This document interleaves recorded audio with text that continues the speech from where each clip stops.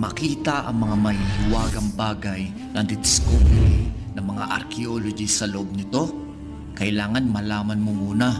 na kaya hindi pa nila malaman kung paano nagawa ang The Pyramid of Giza ay dahil sa taglay na hiwaga nito kung paano siya nagawa ng mga tao noong mga unang panahon kung saan wala pa silang mga masyadong advanced technology o kasangkapan na gamit for construction site. At hindi natatapos ang ating puzzle sa The Great Pyramid of Giza. At alam mo rin ba na hindi pa man naiimbento ang salitang astronomy ay meron ng astronomer sa kanila noong unang panahon na nakakaintindi at nakakapagpaliwanag ng mga bagay-bagay sa outer space o sa galaxy. Yan ay napatunayan ng ating mga eksperto nung madiscover nila at malaman recently na ang tatlong mata ng The Great Pyramid